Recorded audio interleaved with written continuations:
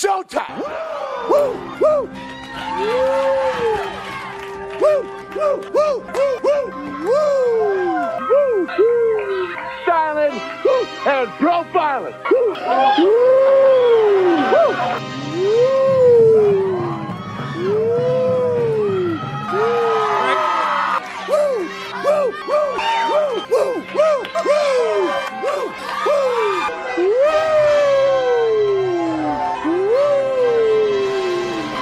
it's live and in color. Woo! Welcome to the Mafia Sports Report on the Buffalo Fan Base Network. I'm your host, Tommy, to the highest degree, to the T.O.P. from the 313. And by my side is my main man, my Toucan Sam, the one they call the Apex Man, Mr. Mikey. How you doing, buddy? I'm wonderful. How you doing? Happy Monday. Happy Monday to you, man. I am extremely happy, and I know you are too, because the Buffalo Bills got a huge deal done, and that is the signing of Bobby Hart. Mikey, congratulations on the signing of Bobby Hart. I know this has been bothering you all season. Pro Bobby? I want Bobby? I want to congratulate you. And I know you're throwing a huge party this weekend in honor of Bobby Hart. Absolutely. I need to get that meme that Paul did and put it out there. Yes, the I Heart Bobby Hart shirt. What's going on, Jason? I appreciate you hopping on, brother. So let's get to the real big news, which is the Stephon Diggs, 4 years, $96 million, 70 guaranteed. I think it was 26.5 on signing bonus, guaranteed at the time. What do you feel about that deal, man? Are you happy it got done? Or I am. Did you think it was going to get done so early? No, I didn't. I didn't think it would be done this early at all. I thought if it did happen, it would have happened closer to training camp. There was 2 years left on the deal. Bean doesn't tend to extend out with 2 years left. He's always a 1 year guy. However, he, had faith in Diggs and want to keep him long term. Also, what it does is it freed up money. They freed up a little bit over $6 million for us this year, right. Which will help us sign our draft class and possibly sign a vet cornerback. So, I love it. And it's 96 up to 104 if I had the thing correct. With incentives or whatever, that goes. I think total ended up being like a 6 year, 124 with the 2 years he had. Okay. I was surprised. I thought this was going to get. I knew it was going to get done. I had I wasn't worried about the deal not getting done. I was I didn't think it would get done so soon. But once again, Brandon Beane pulling out tricks out his hat, making things happen out of nowhere. And that's why I love our GM, because he makes things happen. You know what? We got to give credit to Kim and Terry Pagula, who are ponying up the signing bonuses for all these guys. If the owners don't give you the money, you can't do it. It's the reason why Khalil Mack wasn't a Raider for a long time and why he got traded. Mark Davis didn't want to pony up the $100 million. Yeah. You see, money. not paying for most of the stadium. Yeah. You have some money in there's some extra money. You guys stop complaining about you have to pay a little bit of your taxes. We got Diggs here for 4 years. 6 years. You know what my favorite part about the deal is, honestly, is Diggs didn't ask for the top money. Yeah. No, what is his contract right now, though, Mike? Is he top 5 paid right now in the league on wide receiver base? Now he is. Now he is. I think he comes in at number 3. Okay. I think it goes Hill, Adams, him, I believe. Which goes Hill, him, Adams. One of the ones. that number 3 spot will be in the next few years. He'll be down to number 9. Like seriously, God, yes. Like what I mean? Like there's just DK, like Allen's deal. At the end of this year, DK is going to be up. AJ Brown is going to be up. Then you're going into the final year of Justin Jefferson. Keenan Allen's already angling for a new contract because he's not even the highest paid receiver on his roster. Right. So Now we have to worry about Poyer. No, Right, Jason. Yeah, I was going to actually get into that with you real quick, and I'm Yeah. glad you bring that up, Jason. So, hey, this is what's going to happen, unfortunately, when, guys are getting paid, right, on the team. Another player that's done a lot, which I got to say, Poyer has been, for the most part, healthy contributor, an all-pro, one of the best at his position. And I know, what is he, 30 now, Mike? Is that correct? 31. Age, 31. 31. Okay. Yep. So I'm sure Brandon Beane's looking at a lot of, the age has to be a little bit of a factor. How long the contract. He did come out and say he wants to end his career in Buffalo, which is awesome to hear, by the way, guys. That you don't hear that a lot by players. Like, hey, I just want to end my career here, especially when they're still in like the 30s, right? Early 30s, him being 31. So what do you think about Poyer, Mikey? I think Poyer gets done. I do. I think him and Hyde both will get redone. It's one of those things that, he's coming out saying he wants the new deal because he's in the final year. And if you start thinking about it and we start looking at, not so much 2022 roster, but 2023 roster, Poyer's an unrestricted free agent at the end of the year. Knox is unrestricted. OJ Howard's unrestricted. Tremaine Edmonds is unrestricted. So we're starting to see a lot of openings in our roster if we don't start signing some of these guys. And you can always do what we just did with Diggs. We can give Poyer a contract extension. You give him 3-year deal. Give him 3 years, 36 million or something like that. Give him 12. Give him 12 a year, and you can backload it for 2024. Or give him a 4-year or 5-year or 6-year deal. Doesn't matter. We did it with Von Miller to backload the money. Yeah. You can play with it however you want. I think both Hyde and Poyer safeties also tend to age more gracefully than some other positions. Like Harrison Smith for the Vikings signed a 4-year, $60-something million deal at age 32, and he's still highly, and he's 3 years into that deal. So he's 35 now, and he's still playing at a elite level, so I don't, and Poyer and Hyde both aren't super athletic freaks. They're super smart. Yeah. The game doesn't, mentally it's not going to go away for them. They're super smart. Yeah. But they're also listen. No, they're athletic. Don't get me wrong, but I would call super them smart and freaks. athletic. Well, they're not athletic freaks, but I will say, probably the craziest interception I saw last year was Micah Hyde, and that was smarts and athleticism. Yeah. Because for him to read Mac Jones, because that's what it was. If you see the breakdown, Mac Jones had that would have been a good pass if he, if Micah Hyde wasn't reading it so beautiful, right? So Micah Hyde kind of faked that he was going one direction and went back, didn't sell for the pump. And it was just a beautiful. But anyways, my point is I agree with you. Poyer is still playing at a high level, and I would definitely make it work. But the only thing that does concern me a little bit, I got to tell you, Mikey, is when we got Poyer done the first time around, right? He had a different agent. He is a little tougher agent now, and Drew Rosenhaus, who is known as a stickler. He's not that easy to work with. I get that. But you have to remember, Brandon Beane's going to put a value on him, and he's not going to move off of it. So either Poyer's going to take what Beane offers him, and Beane's not going to lowball him. Let's be perfectly honest. He hasn't lowballed anybody. He's not going to set the market. No. Yeah. But he'll pay him top 5-6 money. I agree. Vincent coming in real quick, Mikey. Just wondering what they see in Bobby Hart. Ugh, he's mediocre at best. I don't disagree with you. However, when we cut him last year, he was picked up by the Titans and started at left tackle while Luan was out. Once Luan came back, he was cut and he came back to the Bills. So he's a veteran presence who has a lot of starts under his belt, and he can get you by a game or two. Yeah, he's not a long-term guy. He's a stopgap guy, and you could do a lot worse than that in the NFL. That's what they see in him. I mean, God, I understand what you're saying. Well, think about it. Last year we didn't have him up, and when Dawkins went down, we put Doyle and left tackle. He played one play. Josh Allen got sacked. True.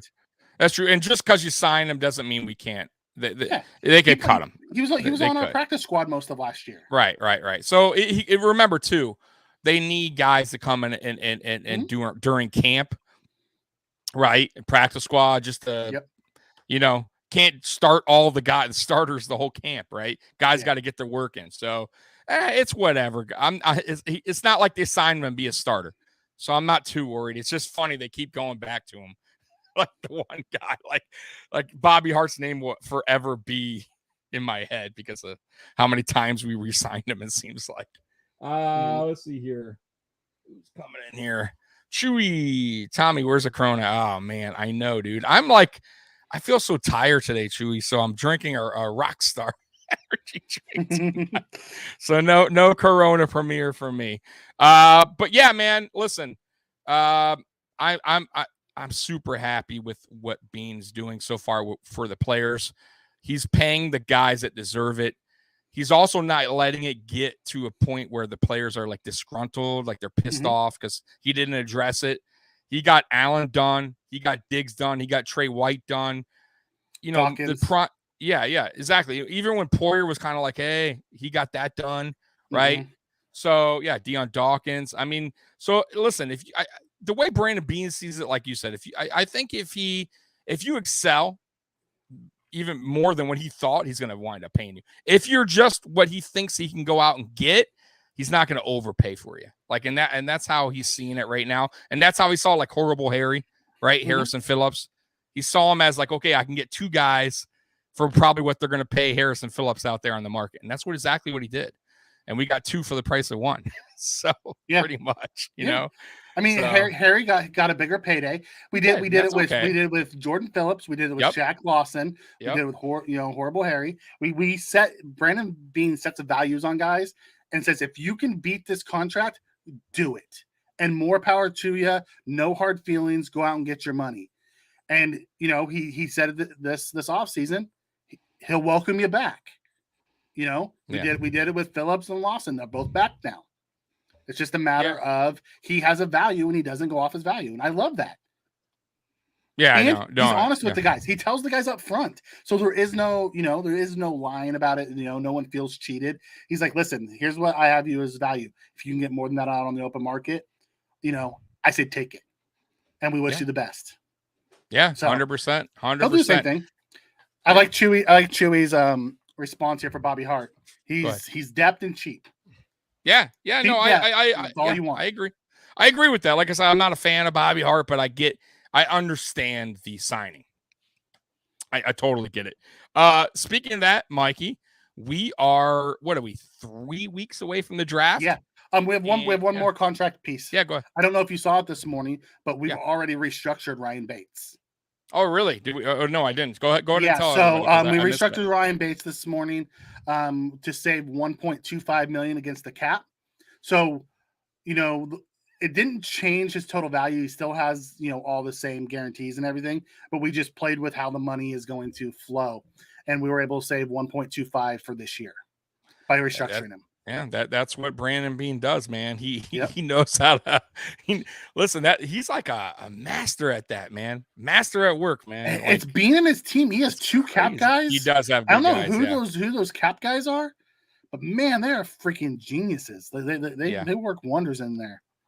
Yep. So, Mikey, 3 weeks away from the draft, and guess what? That leads us into our weekly segment, right?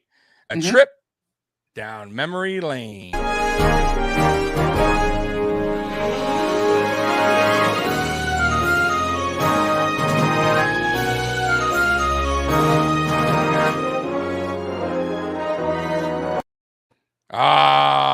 The good old days. Nice. So, okay. Mikey, what is on the trip down memory lane All right, this week? So this week we're doing former first-round picks by the Bills. And we're going to go back to 2000. I'm going to give you a name, the year drafted, the pick, the name, the position, and the college. You're going to tell me if they were a hit or a miss. Not so much a hit and miss for the Bills, but as the player as a whole. Were they a hit or a miss? Okay, go for it. All right. Year 2000, pick 26, Eric Flowers, D end, Arizona State. That's a miss. Absolutely. He spent 2 years with us and we cut him. So I mean, guys, that's bad. Okay. I wonder what year was that? 2000? Who was the 2000. GM there? The GM. Who was the GM? I I wish I can go back. Ah, man. I don't know. I Anyway, wish I can go back. Terrible pick. We got a few of these, so let's try to get through them. 2001, pick 21, Nate Clements, DB, Ohio State. Oh, that's a hit. I love Nate Clements. What do you feel about Nate Clements, man? I loved him. He was one of my favorites. Like he's one of my all-time favorites. Him now, and Terrence McGee. Like that was my childhood. Like I was real young during, I was like 10, 11, 12 during the Super Bowl era. Mm-hmm. But then when I got into my teens, that was the, that's when. And don't forget, he laid one of the biggest hits on Tom Brady ever. Yeah. About knocked his head off. My favorite hit of all time, though, is Sean Taylor on Brian Moorman in the Pro Bowl. Oh, yes, that was. But I've never seen Brady get hit like that, though. Nope. Throughout his career. Nope. Okay. 2002, number 4 pick overall, Mike Williams, offensive tackle. Oh, too Texas. Miss, total miss, and too bad because he was a hell of a college player. He was. You would think he would have been he spent 4 years on the Bills. He then disappeared out of the league for 3 years, like his prime years. So at 25, he left, came back at 29 for 1 year with Washington, and then gone again. They actually put him on defensive tackle on goal line. Did they? On the vote? Yes. Like that's how desperate they were to put him anywhere. Get something out of the value. Something. God, that was a bad one. All right, 2003, pick 23, Willis McGahee, running back, Miami. Oh, hit for sure. Hey, it's all about the U, baby. But no, he was a hell of a player coming off let me tell you, that was kind of a Brandon Beanish pick. If you think about it, coming off a horrific injury. I mean, I thought the guy would never play again. That was nasty. That was one of the nastiest injuries I've seen. Ever. I mean, his leg went to like a noodle. Oh. And we took a chance on him. And man, that guy balled out. I gotta say, he was a hell of a player, man. Yep. So hit. Okay, 2004, we had 2 first-round picks. We had Lee Evans, number 13 overall, wide receiver, Wisconsin. And we had number 22 overall, J.P. Losman, quarterback, Tulane. All right, I'm sorry. Jack was coming in with an awesome comment real quick, so I appreciate it, Jack. Go ahead, repeat, man. Okay. In 2004, we had 2 first-round picks. At number 13, Lee Evans, wide receiver, Wisconsin. Oh, that's a hit. Lee Evans was, I think he is right now the 3rd best wide receiver in Buffalo Bills history on stats, yards-wise. He'll never live down that drop in Baltimore, though. Oh my God, poor guy. He wasn't with us. Nope. And then our second first-round pick, number 22 overall, quarterback J.P. Losman out of. Oh, that's a hit. That's a hit, baby. I love J.P. Losman. You call J.P. Losman a hit? I have to because he's a good player. Hit and miss for me. Exactly. Hit and miss. 2005, we did not have a pick because we traded it to get Losman. Oh, so damn, 2006. That's why people are mad. Yep. All right, go. 2006, number 8 overall pick, safety Dante Whitner, Ohio State. Dante Whitner, the hitman. Dude, I like him. I think that's a hit for sure. He wasn't so much for the Bills. I mean, he was decent for the Bills, but man, he went on that when he played for the 49ers. Yes, he was dangerous. That's when he made his name. That's when they were calling him Hitner because he was laying folks out. That's when Mikey football wasn't so throwing the yellow flag for every little hit. That dude was laying people out. So he for sure he was a solid player in this league. Oh, I know. I forgot to tell you, we had 2 first-round picks in 2006. Okay. We had Whitner at 8, and at 26, John McCargo, defensive tackle, North Carolina State. Miss.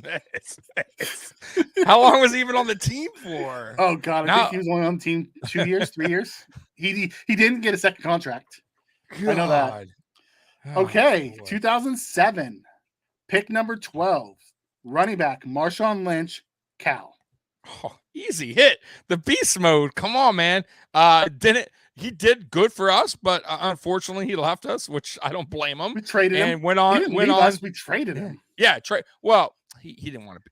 Let's be real. And good for him, because he went on to win the Super Bowl, and he should have won 2 if stupid Seattle didn't pass. Would have given him the ball at the half-yard line. Right. So, Jesus. no, he's a hit for sure. Yep. And then 2008, pick number 11, cornerback, Leotis McKelvin, Troy.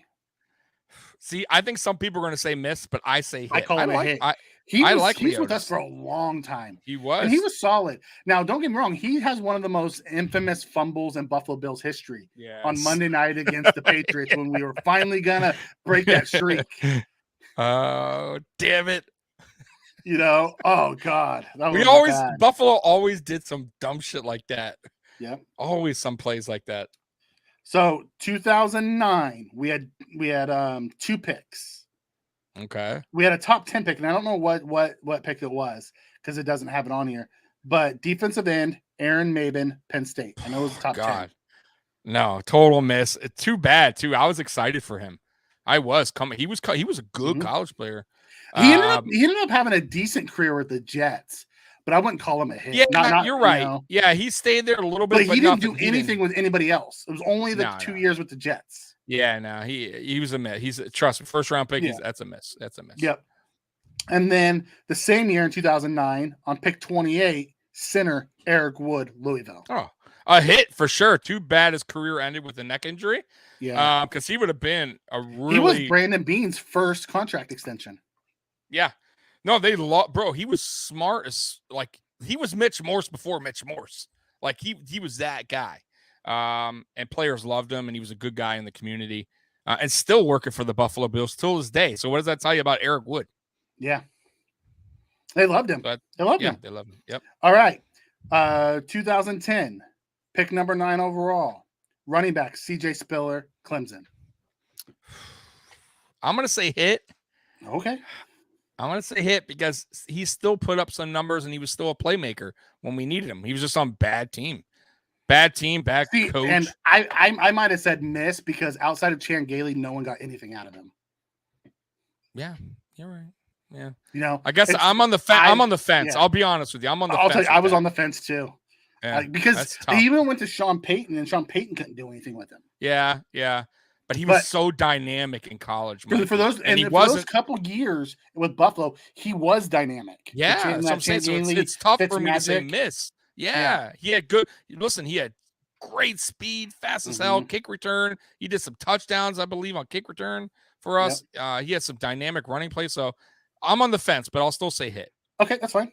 I can get behind that. 2011, number 3 overall pick, defensive tackle, Marcel Darius, Alabama. Man, that's tough. I'm on the fence with because I thought he came out good. I thought he had maybe an infield hit first half. Yeah, it's not a hit; it's an infield hit. Oh, come on! I thought. I don't know, Mikey. What do you think on that? That's a tough one, man. I mean, he was that solid bad for 4 years. Yeah, got the contract extension, and then was disappeared and done. And he became a problem too in the locker room and everything. I mean. I'm gonna say hit. We got I'm gonna say hit because I'm gonna say hit because he was dominant during that first 4 years. I think it was more of an attitude thing and like laziness at the end there that declined, who he was. So I'll say hit because Chewy says this hurts. I don't think people like our segments. Hey man, listen, guys. This is our Buffalo Bills, man. Yep. Okay. We'll call it a hit. That's fine. Okay. Yeah, he was a hit until he got paid. You're right. Why? All right. So 2012, number 10 overall, cornerback Stephen Gilmore, South Carolina. Stefan, definitely a hit. Yeah, he's one of the best corners in the league. Even Defensive with us, player of the year. Without us, right? Yeah, exactly. So that's definitely a hit. Just didn't work out with Jason comes and says, I need alcohol for this discussion. Just know we're always going to have a segment called Down Memory Lane. And knowing that we had a 17-year drought, guys, bring a drink with you to our show. 100%. So, okay, moving on. 2013, the 16th overall pick, quarterback EJ Manuel, Florida State. Oh God, it's a miss, and it's not even his fault. We reached terrible decision by our GM, which was I think Whaley Buddy at the Nix. time. Buddy Nix. Was it? You sure? Buddy Nix on his way out the door. Okay, Buddy Nix on his way. All right. Whaley took over after the draft that year. Okay, all right. If it's Nix, that was terrible. He reached as far as you can. He Inspector Gadget his arm all the way. EJ Manuel. Like, jeez, I don't know what total miss. Nice guy though. I will say this. Usually, I get players I don't like, but he's hard not to like because he's a good guy. But then we brought in new coaches who that wasn't their guy. They didn't use him right. You know. Yeah, he just wasn't yanked good, him around. He just wasn't. He wasn't good. I mean, he was better than what some of the guys they put in there. He's better than Jeff Toole. Yeah. I guess you're right. You know, I mean, Jeff Toole. My God, I forgot about him. Okay, so let's keep going down. 2014, number 4 overall pick, wide receiver, Sammy Watkins, Clemson. He's a hit. He has to be a hit. He just was it's not a strong hit. It's like a double. See, I think he's a miss. He got traded 4 times he before did, but he he's landed not. with, but he's a solid player 3. when he's healthy. He was a solid number 3. No, I know, but he had. Hit? Well, he had didn't he have 1,000? I have to look at his stats, but I know he had 1,000-yard season for us, or maybe 2. Yeah. So that's not like, terrible numbers. I'm just saying. Okay. And then when he's healthy, he's very productive. He's like Glass Joe out there. I don't know what to tell you. Yeah, I'll give it to you. So I'll say hit because of his weird alien takes.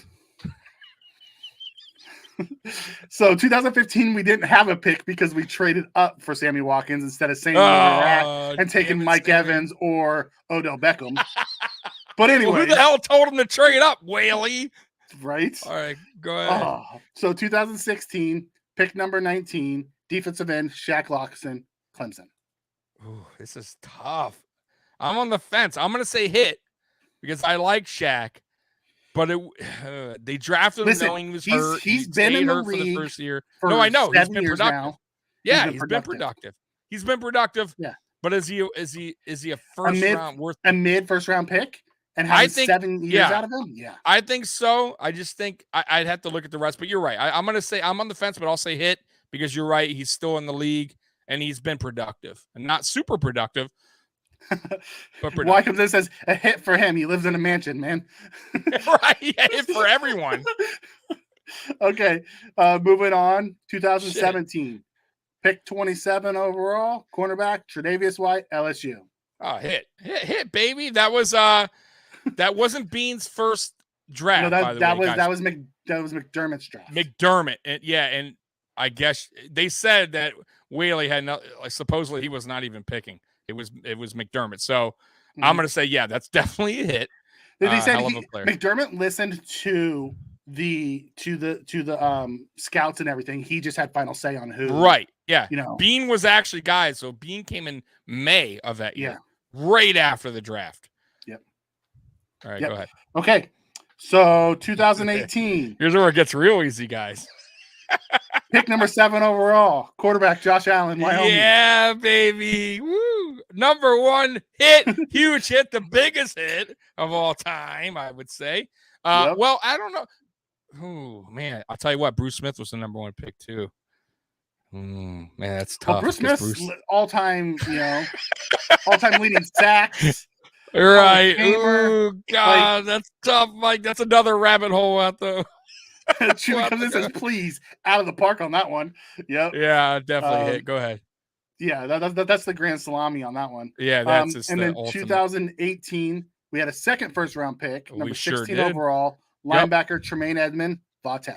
Hit for sure. He's been our leading tackler, I believe. Multiple-time Pro Bowler. Yeah, multiple-time Pro Bowler, even though some Bills Mafia are a little hard on him. Yeah, don't like him. That's so weird, Mikey, how we have players on our team that some fans just don't like. Yeah. Even though they're productive. That's so odd. That was me with Kyle Orton. I hated the guy. I did not like Uncle Orton. I did not like him. He was good enough to almost get us into the playoffs. I just hated the guy. I don't know why. There was something about him just bothered me. His mustache? You hate I don't on know. guys with mustaches? His 70 porn stash. So, 2019, number 9 overall pick, defensive tackle Ed Oliver, Houston. Oh, hit for sure. Hit, and he's going to be, it may be even a bigger hit when we talk about this in a couple more years, but yeah, hit. Yep. Chewy says for Edmonds, single up the middle. Jackme said Edmonds, thumbs up. All right, Jack. Okay, so 2020, we did not have a first round pick because we traded it for Stephon Diggs. So right. Hit, grand slam, whatever you want to call it. Yeah, he's our number one. That was a fantastic use of a first round pick. Right. And then the last one is 2021, pick 30, defensive end, Gregory Rousseau, Groot out of Miami. Tough to say right now because it's only been, I can't, you know what I mean? So right now I'm going to pause it on that one. Yeah. I can't give him a grade. I can't give I mean, he was right solid in his rookie year. He was, like but I can't say yet. I can't say yet. Yeah. I'm not going to say he's a hit or miss. I think we'll at least 3 seasons, then I could say hit or miss on that one. All right. Yeah. So as of right now, it's up in the air. But I'm leaning towards hit already. But we'll see. I mean, he was solid. Like he was better against the run than I expected him. And he didn't have any pass rush moves, really. He's just learning them. And imagine what Von Miller's going to do with that guy. Because he's just a sponge. Imagine what Von Miller's going to do with every guy. Right? You know what I mean? So when we look at this, we had 16 hits and 6 misses in that span. That's not terrible, guys. So you see, you guys are all depressed in the chat room there. Of those 16 hits, only 8 of them had a second contract with Buffalo. Oh, here comes where the depression starts again for Bills Mafia. Way to ruin it. So we hit 16 of them, and only half of those hits signed a second contract with us. So are we right or wrong on those hits or misses? You know, right? I mean, it was like most of those that didn't sign second contracts were, years ago. Like we traded Marshawn. Dante left. That's true. Gilmore left. We were in a bad state then. Like we weren't a good team, so no one wanted to resign here. They wanted to get out of Dodge as quick as possible.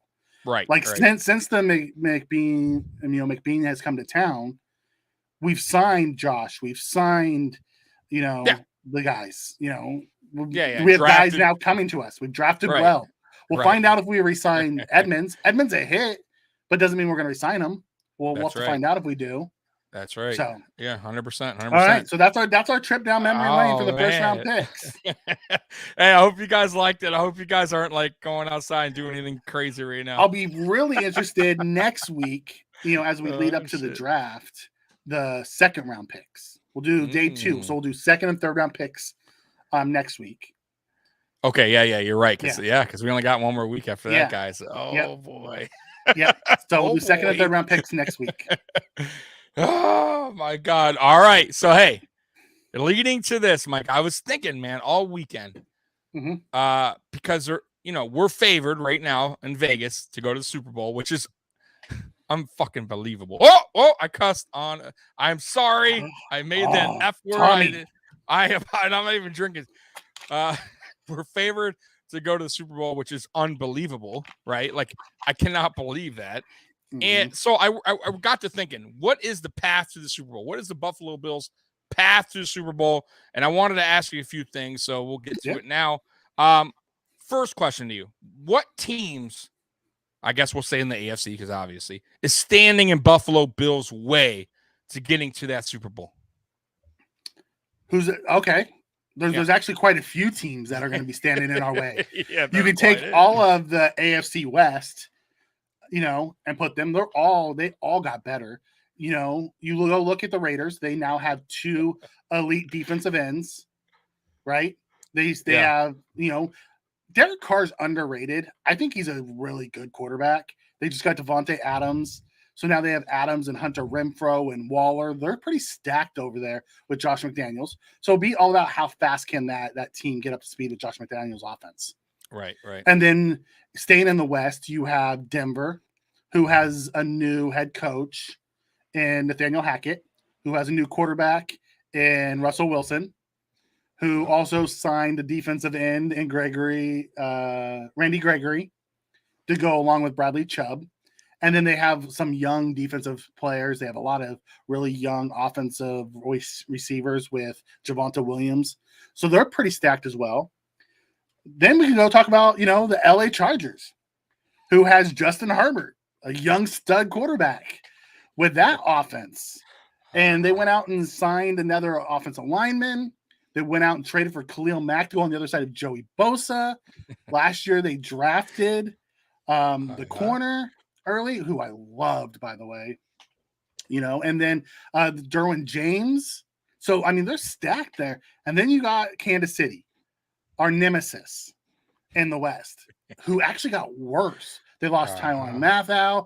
They traded away Tyreek Hill. So it'll be interesting to see how that plays out in the West. But then you got the defending AFC champs and the Bengals. The Baltimore Ravens are going to be fully healthy. They lost 26 guys last year to IR, including their entire secondary and their backfield. Right. They're all coming back, so they're going to be healthy. Then you got the Browns. When does Deshaun Watson show up? When Deshaun Watson shows up, that is a legit contender. Mm-hmm. Like that offense with those running backs, they're in that offensive line. Give Deshaun Watson time. That's going to be a scary combo.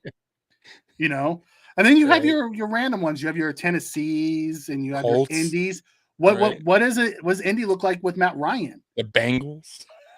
We talked about Bengals and the defending AFC champions, the Bengals, with Joey Burrow, who got better.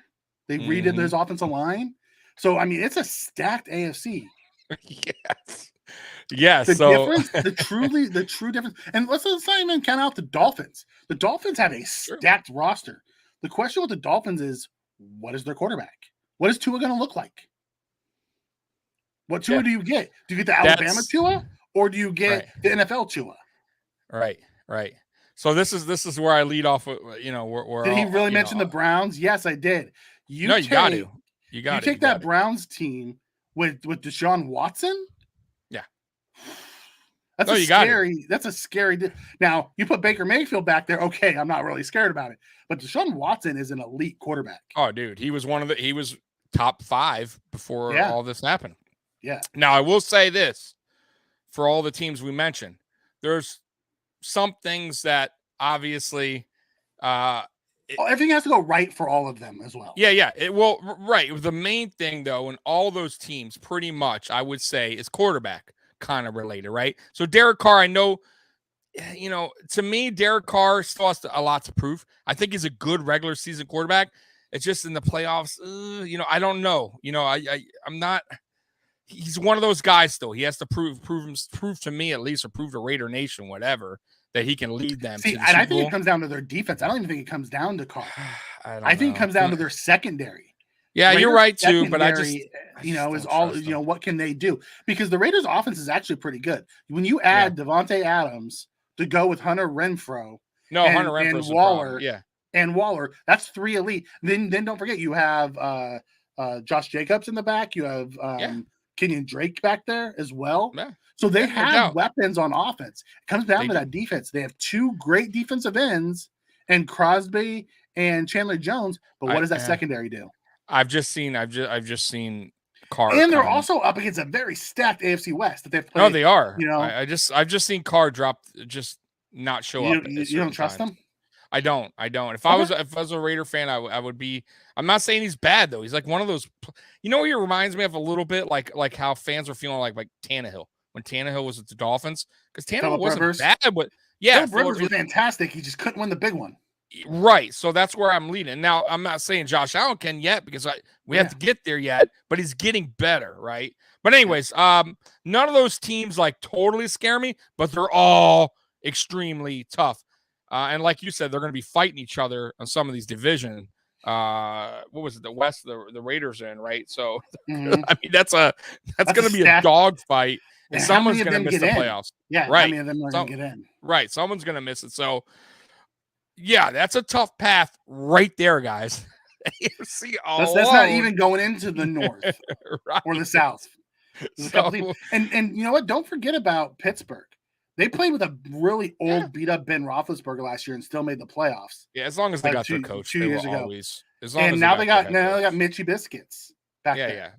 Yeah. And as long, like I said, bro, with the one thing about the Steelers is, and really good teams with good coaches like the Patriots, they're always will be competitive, even when they don't have the greatest quarterback at the time or they're missing some pieces. They will still come to play. We learned that, by the way, week one.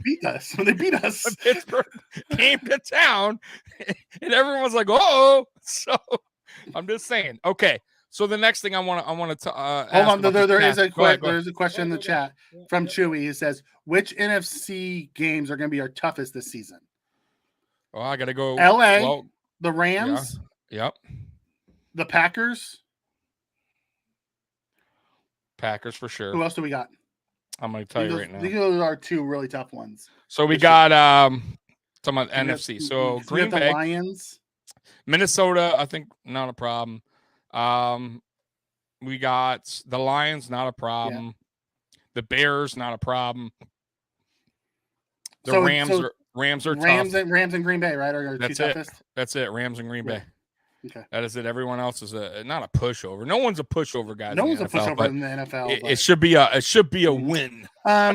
The Vikings could be a sneaky tough game because they got talent. It's gonna be what can the new coach do? We are at home now for that. We don't have Tampa this year. We don't have Tampa this year. No, we don't have Tampa. Nope. We play the North. So I do got to ask you that since we're highly regarded right now in the media, let's say for first time in a long time, who has the most pressure on the team? Is it Josh Allen? Is it the head coach McDermott? Is it the defense? Is it Von Miller? Who do you got? McDermott.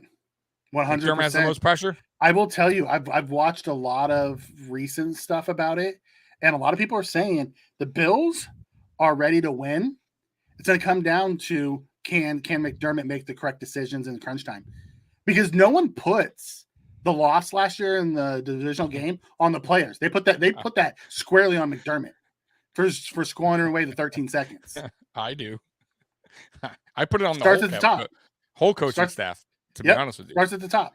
It's going to come down to, can your coach manage those high pressure situations and get them through them? Yeah. No, I slightly agree with you. So pressure, so only slightly, huh? No. Well, because I agree with you. Let me take that back. I agree with you, but it's a mix of things. So I'm going to say McDermott and Ken Dorsey, because Ken Dorsey now is taking over a high-powered offense that everybody was, praising over Dable, right? And he needs to impress, because if he comes out with this high-powered offense, and Buffalo fans, you know how we react week 1, week 2, and we're scoring, low points or doing stuff not right. Guess who's going to be hearing it? Ken Dorsey. It's going to be all over Twitter. It's going to be all over when they talk to Sean McDermott on press conferences, post-game conferences. So Ken Dorsey has a lot of pressure. First year doing offensive coordinator. A lot of pressure. So I'm handed the keys to the Ferrari. Don't mess it up. Right. And I have a lot of faith in him, guys, by the way. I'm huge on Ken Dorsey. You've been a Ken Dorsey. Yeah. You've been for multiple years now. You have been preaching Ken Dorsey. Yeah. So Tommy's a you guy. Of course he's a Ken Dorsey supporter. Yes. So and then my last I can get behind the Dorsey pressure. I can. Yeah. And my last one to you is, how important is it for the Buffalo Bills to win the AFC to go into the playoffs as the number 1 team? How important is it? Is it to win the AFC? It's super important if you want to get the Super Bowl. Right. Are you talking about getting the 1 seed? I'm getting to the path to the Super Bowl. Is it a must? Do they need? Is it that important, or could we still get to the Super Bowl without winning the AFC? Well, the only way you can get to the Super Bowl is win the AFC. Are you talking about getting the 1 seed? Regular season, right? So let's say we get number 2 spot and we don't get home field advantage. So you're talking about seeding, right? How important is the number 1 seed? Correct. Okay. I just want to make sure because what you asked me is how important is it to win the AFC? Yeah, you have to get the regular season. How important is it to be number one? To get the number one seed. Correct. I think it's important. I do. I don't think I think we can win it by not having the one seed? Yes. Our team is probably one of the best in the league. Built. I think it would help the guys. I think it would help McDermott and the coaches better if we were at home playing our elements. I really do. But I don't think it's a must. I don't. I think it's important, but it's not a must. Because think about it. So as long as we're not going back to Kansas City, because that's where we keep getting lost. But if we had to go to Baltimore, if we had to go to Cincinnati, or if we had to go to LA and play the Chargers there or something, like those don't scare me. Home field advantage is fantastic, but I'm not scared to go on the road. No, I kind of was hoping for last season how bad we were playing at home, and I was worried about our team. The weather was horrible last year. We just weren't built that way, but we're built that way now, I believe. Like, I think our defensive line is starting to get in there. Well, our defensive line is there. Yeah. I'm going to tell you that right now. Like, they're stacked. They're ready to win the trenches. Our offensive line, that's still a question mark, but we'll see. With Saffold, right? You got Bates coming back. You got Spencer Brown, who's probably going to put on some more weight. So we'll see. Ooh, Chewy came in and said he thinks Frazier has the most pressure. I don't think so. I think Frazier's going to come in and do his thing like he always does. Yeah. It's the same defense. He is. What is he going to? What? To be we're going to have a replacement. We're going to have a replacement for Levi Wallace. That's all that matters. I'm smiling. Yeah. I am not a Levi fan. We'll have a new cornerback too. Mikey did not like. See, I didn't mind Levi Wallace. That's another. Go back and watch. Go back and watch that game. Go back and watch that Kansas City game. No, I get it. The touchdowns were on Levi. Okay, but there's been plenty of players that were really good players throughout the Buffalo Bills history has bad games that were still good players while they were here. I'm just saying, like, I know you're going to pick one game, and I'm not saying he's the best corner we ever had. Yeah, but you're going back to watch the Kansas City game, blah, blah, blah, blah. I'm just saying. Go back and watch all the Kansas City games. So you're just saying the Kansas City games. I'm saying, are you saying he's a bad corner since the day he? No, I'm not saying he's a bad corner. I'm saying we needed an upgrade. We needed a better corner. Definitely 100%. He was an average corner who lost us playoff games. Yeah, I just think he's one of those Tremaine Edmond type players for you. Because for a lot of fans, you know what I mean? Yeah. I think some fans like Levi or respect what he did. And I think I can respect what he did. He was an undrafted free agent who came into the NFL and has started year over year. We brought in competition. And he kept beating them out. Yeah. So either A, we didn't bring in good enough competition, or B, he's better than I want to give him credit for because he was able to do it. My problem is every big game we had, he seemed to be the guy that just couldn't close the deal. Yeah, or they picked on. Yep. He lacks speed, man. Like if there was one thing yes, Chewy. Levi is still looking for Kelsey. Yeah, I know. But I don't know if that's all on him. I still say that the play call was terrible. Like I don't know what they were doing. Anyways, that game depresses me. Anyways, we digress when we start talking about Levi Wallace. We always do. I'm gonna start to cry over here talking about the Kansas City game. But no, so going back to your original question, I don't think home field advantage is a must. I think it is very important because we want to have people in our place. You put teams in front of Bills Mafia, it changes the whole environment. Yeah. No, you're right. I mean, I really do wonder if the game was in Buffalo last season, if it would have been a different outcome, or it would have been the same outcome. Like I almost want to say, God, and I shouldn't. It would have probably been the same outcome. I hate to say it, but just because it was just foolishness by the coordinator, by Frazier and McDermott and even Dable early on. Yeah, 100%. Like, why weren't you stepping on the gas pedal in the first half like you were in the second? What are you doing?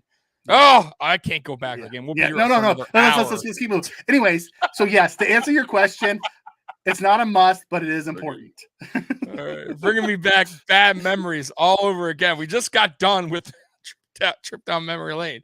I don't want to ever go. Listen, I will say this, guys. That would never be part of the trip down memory lane. I don't ever. That hurts too bad. Just like the Super Bowl. I'll never talk about those Super Bowls. That just hurts too bad. No. All right, hey guys, I do Jack me. One Super Bowl win is all I'm asking for before I kick the bucket. Just give me one. Yeah, dude.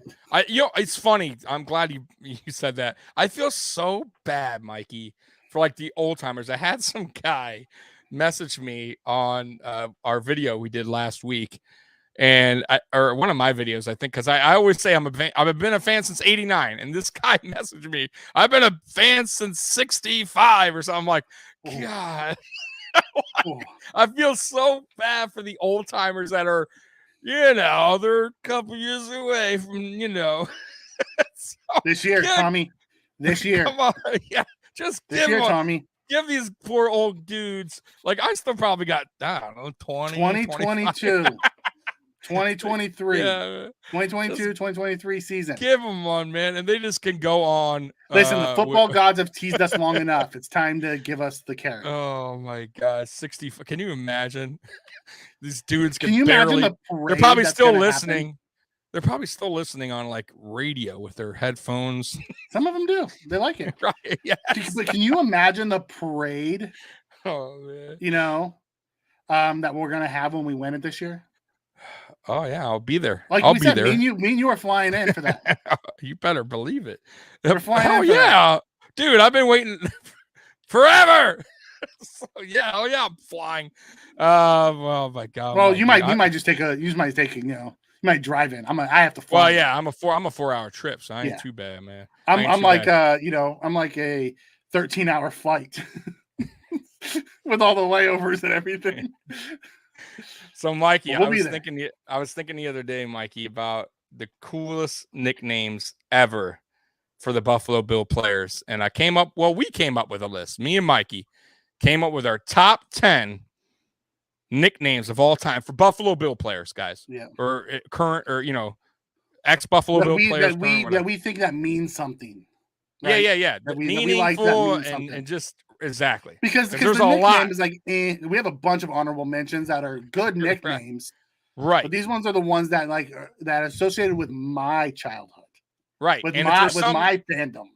Yeah, and guys, if you guys have something, put it in the chat. Like if you guys have a certain guy that because we might have missed some. I'm sure that we do. I'm sure we missed some. We were throwing around some at the end. We're like, oh, we forgot about that one. Dude, there's a lot, guys. So we're gonna start with number 10, which I know this is a top 10, but me and Mike had a tough time in this 10th spot. So we did our first ever top 10 where we're splitting it in half. Yeah, number 10. So here we go. Drum roll. Right. Number 10. Drum roll. Yeah. Well, you do the damn drum roll. I can't do that. Terrible. Fire. Moving on. Okay. We're regressing. Number 10. John Smoke Brown. And then tied with him for number 10 is Devin Motor Singletary. Awesome names, man. Tommy Smoke Brown, boy. There's people in the chat saying that you need to cover the NFL draft because they don't want to listen to the other podcasters. Yeah, which we're figuring out what we're gonna do, right? Because we may be doing something. Yeah. Well, I'll definitely keep you guys in the loop on the draft, probably a week in advance. So I'll go on Twitter. If you guys haven't followed me or Mikey, by the way, I'm Tommy Talks Bills right there on the right there on the bottom. And then Mikey, what's your Twitter? Because I don't at Apex 006. You got it. You guys got it right? The Apex man right there. Yeah. So we will figure out what we're doing. I imagine we'll do something for the draft, whether it's with Buffalo Fan Base, whether it's with hashtag or over on Tommy's channel, Mafia Sports Report. We'll be doing something for it. Oh yeah, we're definitely doing something, guys. I took off work, so for you guys. I didn't, but I think I'm going to now. Then as you said, I think I'm going to. Look at that. See, Mikey coming through. All right. So number 9. Here we go, guys. Gregory Rousseau. Groot. Yeah, love Groot. Coming in. Yeah, Groot coming in number 9. Awesome name. Looks kind of like Groot. Man, this list was tough. I'm gonna tell you, there's some guys on this list that we were having a tough time not putting in the top 10, but this is who we got. All right, number 8, Carlos Boogie Basham. I love the Boogie name. I didn't. The funny thing is, I had to Google what his first name was because I didn't even know his first name. We literally were writing this list down, and I'm like, "What is this?" Because I'm writing their names. I'm like, "Dude, what is his name?" All I know him as Boogie Basham. So yeah, Mikey's on the Google. It's Carlos. I'm like, "Oh, that's right, it's Carlos." I couldn't remember his name. Like it's it's just one of those things. Like I know him as Boogie. Is. Yeah, that's really, and that's probably I probably will forget Carlos after tonight's episode. Yeah, I'll be honest with you. All right, number 7, Trent Edwards, Captain Checkdown. Oh God, my most hated player ever. With and I'll tell you, best he name ever. fit in here because he's the most hated quarterback ever for Tommy, and he loves the Captain Checkdown moniker. There is plenty of other names that we could have added in, but Tommy had to add them to his list. Guys, come on. Everybody knows preseason Peterman we could have put in there. That's true. We could have, but Captain Checkdown. Could add touchdown man. Jesus. Like he lived for that. Yeah, but listen, Tyrod Taylor came, they were calling him Captain Checkdown, but it wasn't, it came from the origins of Trent Edwards. Yeah. After he got blasted by Adrian Wilson and changed his career. Right. He was never the same after that hit. So coming in at number 6, Marshawn Lynch. Beast Zach mode. Moss. Little Dirty. We forgot about Little Dirty. Oh, it sucks. Well, honorable mention. Little Dirty. All right, Marshawn Lynch coming in at number 6, beast mode. I mean, guys, that's the guy was riding on his when we drafted him. How you doing, Justin? On his golf cart. What happened? Go ahead. Oh no, there's chat. Justin came in. Okay. He joined the chat and said, "What's up?" So I was just saying hello. Oh, what's going on, brother? Welcome to the show, man. Number 5. Here's where it gets good. Here we're in the top 5, Mikey. Number 5. Sean Merriman. Lights out. Sean Lights Out. I love Lights Out Merriman. God, and even though he never really panned out for the Bills, no, he didn't. He did okay. He was a monster off the edge, dude. He Chargers, right? He came from the Chargers initially, right? He was a beast, man. He was the closest thing I've seen to Lawrence Taylor from back in the day. The way he rushed the passer for the beginning years before he got hurt and then got busted for performance-enhancing drugs. And then he just was never the same after he got hurt. Dude, I was so excited when we got me too. Sean Merriman. I was like, oh man, Sean Merriman. Man, having problems tonight, Tommy.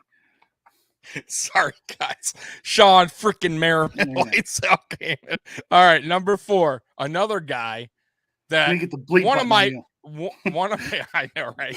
You gotta get the all right. Number 4. One of my most favorite players, not my favorite player, but he's up there. Takeo Spikes, TKO. Oh, I loved him, and he was fantastic until he ruptured his Achilles. And nowadays he would come back from that, but back then that was a career ender. Yeah, that was it. I mean, dude's neck was like this. That guy. Oh man, he was so good. Dude, when he was in Cincy, and even with us, he was a beast. But Cincy, he played his best in Cincy. And he played really good with us too. It just sucks. Tommy on that monster can't control what he says. What the hell, man? With me and my F-bombs tonight. I'm sorry. I think that's 2 or 3. All right. Number 3. You guys all know him as Shady McCoy. LaShawn McCoy. Shady. And it's funny. The thing about Shady is much like Boogie. For the longest time, I didn't know what his first name was until he got, like when he was with the Eagles, I had no idea. I just called him Shady McCoy. I had no idea what his first name was for the longest time. See, I did, but I never ever called him LaShawn McCoy. I always called him Shady McCoy. Do you remember the old school Maddens? Because they even had him listed as Shady McCoy for a while. Did they? Yeah. Really? Oh, man. Yeah. No, I didn't know that. I have to go back. That's funny, like when he was like his first couple of years in the league. They named him as Shady McCoy in the game. That's funny. Hey, there you go. All right, here we go. We're getting down to it. The number 2 spot, Ryan Fitzpatrick, also known as Fitz Magic, and for a little time, Fitz Tragic in Buffalo. Which one do you get? Do you get the magic or do you get the tragic?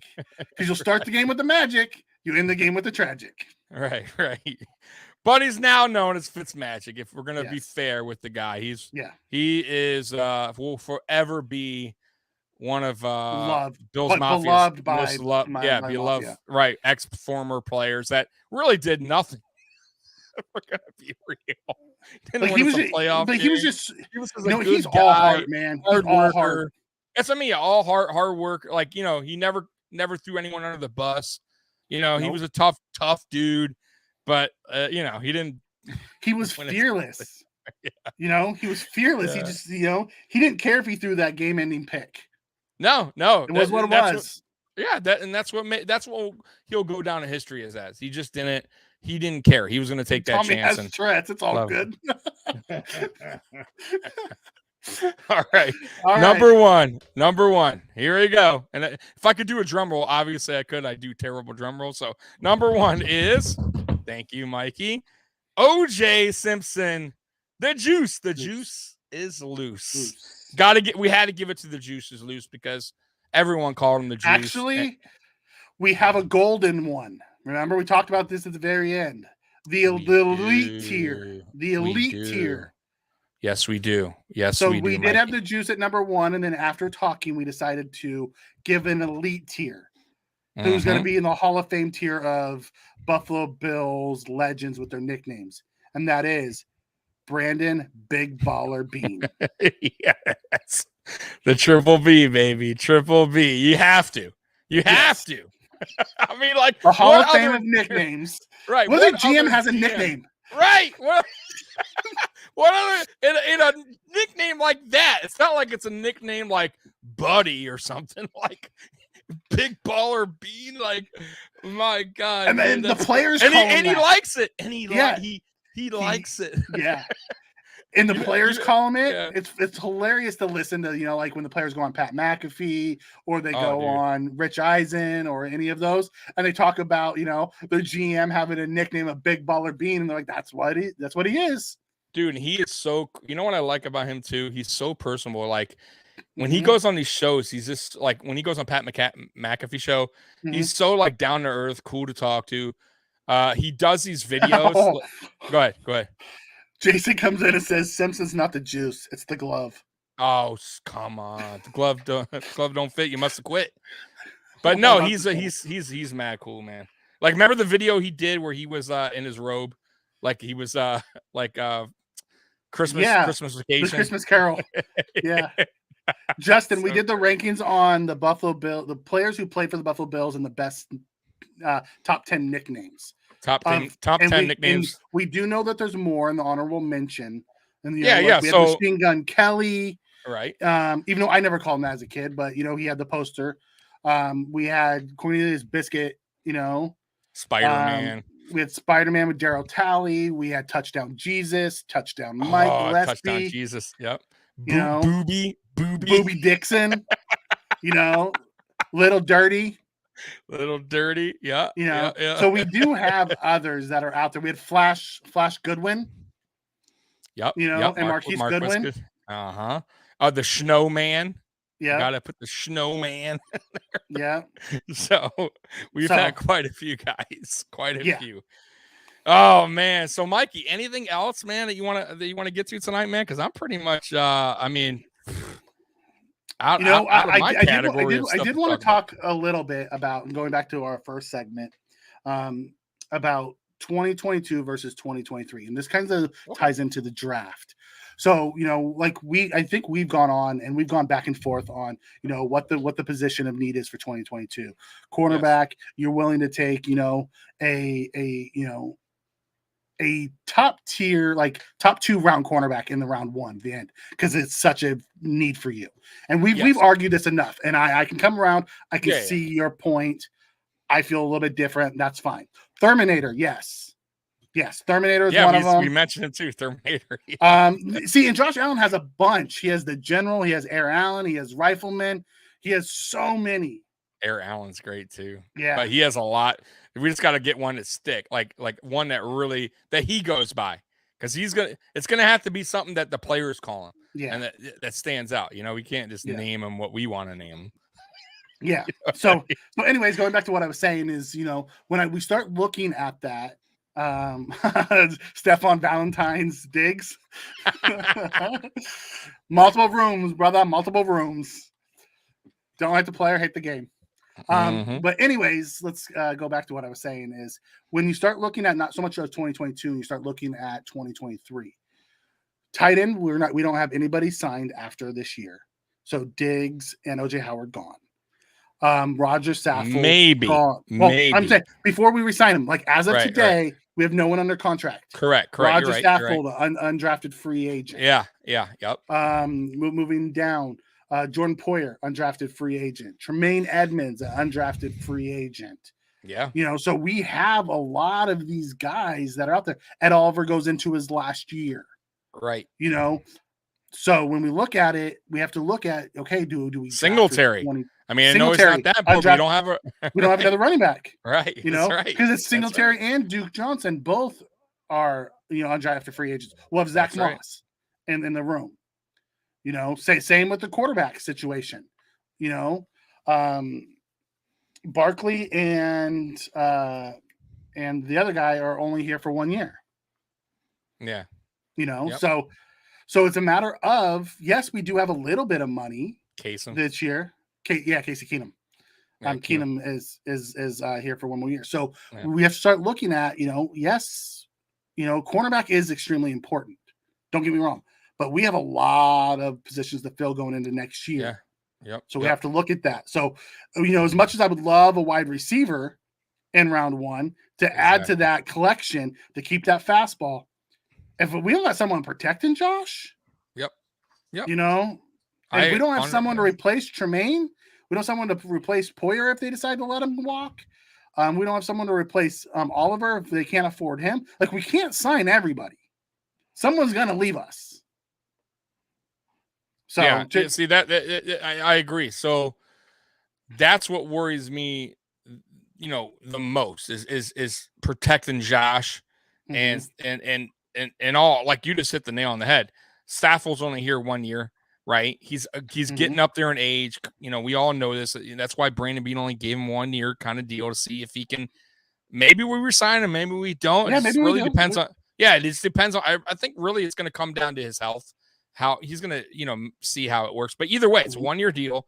And right now, I think we're fine in wide receiver. I know a lot of people want that splash guy. You guys want that, like. Well, the reason why we want him in the pipeline, is because we have Davis for 2 more years. We have McKenzie for 2 more years. We have Diggs for 6 more years. But everyone else is on a 1 year contract. Yeah. Then you go look at, corner or at linebacker. Edmonds is on his last year. We have 2 more years of Milano, and then he's a free agent. Yeah. We have a couple more years of White, and then he's a free agent. We have 2 more years. So everything's like a 1 or 2 year deal. So we got to figure out who we're going to keep and who we have to start replacing.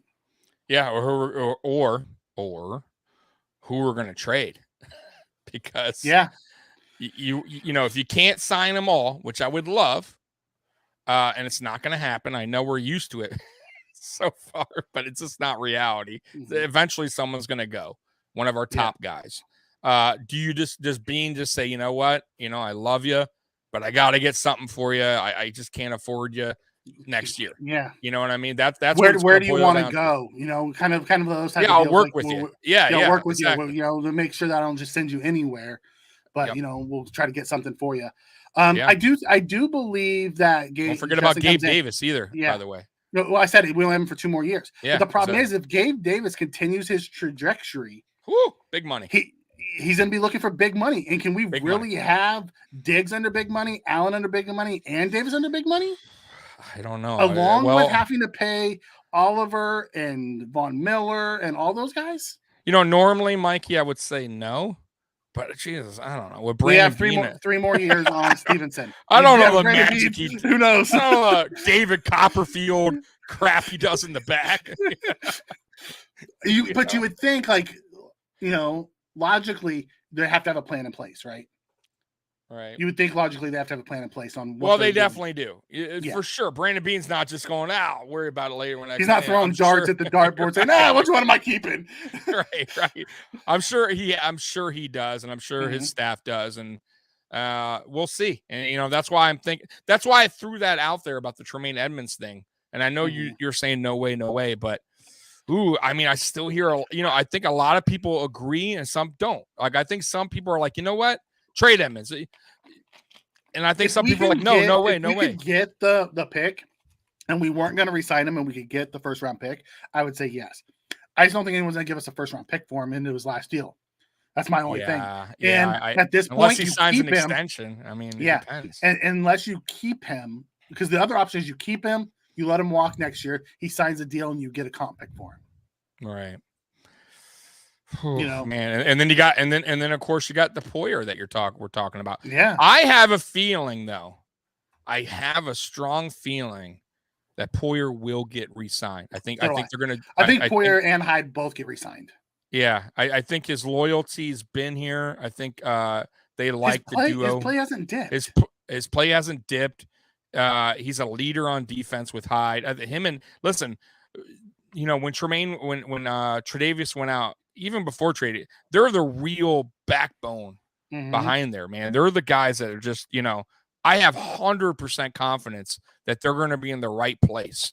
Yeah. Dane Jackson and Cam Lewis. I love Dane right Jackson now. Was solid. He was, but I'm saying without those two guys back there. Oh yeah, without those two guys, yeah, that's a different outlook. Right, he's solid because he only had to play his position. He didn't have to worry about anything else. That's when you got an All-Pro and a second team All-Pro behind you. Yeah, things to get a little easier, right? Just like how we're talking about Von Miller. Is going to make life easier on Greg Rousseau, Boogie Basham, AJ Epinesa, Ed Oliver, all those guys. Whoever plays next to him is going to do that. And that's what Jordan Poyer and Micah Hyde does. And that's why I think Brandon Beane will get the deal done. And he's already gotten it done once. I don't see why not. It's just the Drew Rosenhaus thing kind of worries me a little bit because he's such a stickler. Here's my thing on that. As long as he's not asking to be the top paid safety, I think we bring him back. If he's just asking like Diggs and like everyone else be top 5 average APY, I think we re-sign him. If he's asking to break the be the leader in the room, I don't think Beane does that. Because we didn't do that for Josh Allen. Yeah. Dwight coming in for that speech Poyer gave the epic. Patriots game. Yeah.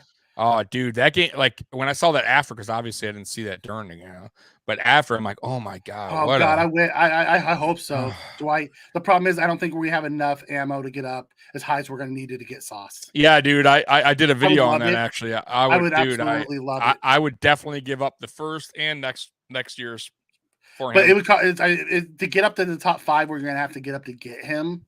Like if he fell to 7, I could see Beane going up to 7 with the Giants. Yes, and doing something, working. He'd have to get out the top 5. He'd have to get out the top 5. Yeah, 100%. For us to even think about have a slim hope of trading up that high to get him. No, I agree. But I'll tell you what, I wouldn't mind even trading up a couple. Depending on how far he drops in the first for McDuffie. He's a hell of he's a day one starter too. Yeah, he's a hell of a corner, man. But to give up that a lot, yeah, I would be willing to do it for Sauce because I think he's that unique of a player. But like Mikey said, I think he'd have to get out of the top 5. And Jason, what you have to remember is the trade value is usually based off of the quarterback draft. So if you don't have a lot of it, like last year, it was super high to get up high because of quarterbacks. There was 4 quarterbacks, 4 quarterbacks last year, right? Yeah, that everyone wanted to get up. And this year, the quarterback value is so low that to get up that high, and people are trying to get out of the top 10 right now. It's not going to be the same price it would have cost last year to get up. Yeah, there's a couple teams that we talked about this. The Giants have already come out and said they want to get out. The Texans have said they wanted to get out. Falcons, I think. The Falcons has said they wanted to get out. I believe They're just trying to pile Lions, picks up. yeah, I think Lions said they were open to moving the number 2 pick. So a lot of teams are like, okay, because there's no real quarterback there, the value isn't there. They're willing to come out, and during those low points, the price doesn't cost as much to go up. So just remember that. Another one that came in was Chewy was asking about trading Trey if we can get Devin Lloyd. The problem with that is Devin Lloyd's more of an outside backer, is a Will, not a Mike. Could he learn? That's then you're having the same problem you had with Trey. Trey was a Will in college and they moved him to Mike. So I have a feeling people wouldn't like that. If you're looking for a true Mike linebacker, you're looking probably more like the Chad Mumas and Troy Andersons and people like that. Yeah. I think everyone, could Lloyd play Mike? Probably. He's talented. He reminds me so much of Darius Leonard. His game reminds me so much of Darius Leonard. It's crazy. Yeah. The Edmonds thing is a little. It's been quiet though. Yeah. Right. For a eerily player quiet. And we've re-signed a lot of guys, and he hasn't been one of them. That's why I kind of bring up the trade thing too, because it's like it's not really like it's weird. Like his agent hasn't come out. He hasn't said anything. Brandon Beane doesn't really talk about it. Like, not really. He brung him up a little bit in the press conference at the end of the season, but not really. Like, very, very, very little words. Like, I don't know, Mikey. That's why I'm really thinking, because I think he knows Edmonds is going to want money, like maybe more than what he is want to give up. That's the only problem, man. That's the only problem I see. I like Edmonds. Yeah. Chewy comes in and asks, what team could the Bills partners with? They could partner with the Giants with Joe Shane. At 5 or 7. They could partner with Carolina. They have connections there. They have connections at Atlanta. They made trades with people. The Raiders. They made trades with the Raiders in the past. So Brandon Beane is the one team I don't expect him to make a deal with would be the Washington Commanders after what happened with J.D. McKissic. Oh no, he ain't. And also, that's the only one that I can see him not making a deal. Yeah, with. And I want to point out too. Don't forget, you don't necessarily need to leap from 25 to, let's say, 6. Brandon Beane did this for Josh Allen, where he leaped to, I think, 13 or 12, and then he leaped from 12 to 7 to get Josh Allen. So he leaped twice. Yeah, so he could do what he did is take 25 and a player, move up to 13, 12, 11, 10, and then take that and try to go up higher. He's done that, multiple times. Beane could do anything. He's a wild card, man. You never know what the guy's plan is. And he's not going to crazy. That's funny. That's like all these things about like all these players coming to meet with the Buffalo Bills. It's like right now, guys, you could do all the mock drafts you want. Like Johnny Mechie. John Mechie the third out of Alabama was here today. Like I never pegged him as a Buffalo target. Right. Because his catch point isn't real great. And McDermott, he loves the guys who have hands. And Mechie's sketchy. Yeah. And most of the players, like how that rhymes? Mechie's sketchy. Yeah, Mechie is sketchy. Most of the players Beane goes after, I honestly don't they weren't on the radar that people were talking about. Like, for the most part, Josh Allen was the only one that really Groot wasn't on my radar at all. I thought we were. He was for you because he wasn't for me. Yeah. Matter of fact, Groot. I had a second round grade on Groot. Okay, so we had the 30th pick. It's very close second round. So you know what I mean. So I had him DN4 behind Owe out of I had Phillips, Owe, and then there was another one, the Washington DN. Oh, I forget his name. Yeah, it's a dual name. Out of Washington, and then I had Groot as the number 4. Yeah, it was either if Najee slipped, I wanted Najee because that was almost the second round. I wasn't mad about that, or it was Groot, and only because the upside and what he did is one lone year was impressive, and sure enough, we took him. Chewy, I have no idea if what kind of trade conversation we can get for Trey Edmonds. Yeah, I have no idea. that is a tough one. I got to admit, because first round, I don't think so, Mikey. I think he would be like we could probably get a second round. I see he's on his final year of his deal. That's what I mean. And at $12 million. But they also have to take on the cap space. Yeah, but they're getting a linebacker that's basically the same age as a lot of these guys that are coming out this year. Right. That's one positive. He's already has NFL experience, right? 4 years. Two-time Pro Bowl. Right. And you know how they do. They'll talk to him before they trade and say, well, you extend, I'll do it if you extend. Yeah. Most trades work that way. Who knows? They're not. Who knows? I don't know how the league views him. Like Brandon Beane views him very highly, obviously, because they constantly talk about him as highly. So either we're going to re-sign him, or I just can't see us letting him walk out without anything. I just can't see that. Yeah. Well, we'll see. Well, guys, hey, once again, I want to thank everyone for that's in the chat, that watched the video, that will watch the video later. I appreciate you guys. This is our second show on the Buffalo Fan Base Network. We really appreciate you guys. And go listen, guys, also too, go on their YouTube and subscribe. Buffalo Fan Base has just started up their YouTube. And there's a lot of great content on there besides Mafia Sports Report. So and Mikey, anything? Tommy, you got some messages in the chat for you. Joey. What's up, Joey? I appreciate you, brother. Also, next week, what we'll do is we will. Yeah, so let's do this, Tommy. Next week, let's carve out about 15 minutes at the end of the show to answer questions.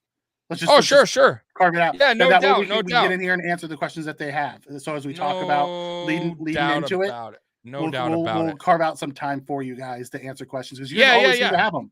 So no doubt about it. Yeah. So once again, I appreciate you guys. I appreciate you, Mikey. We'll be on here next Monday at 9 p.m. And go Bills. Go Bills.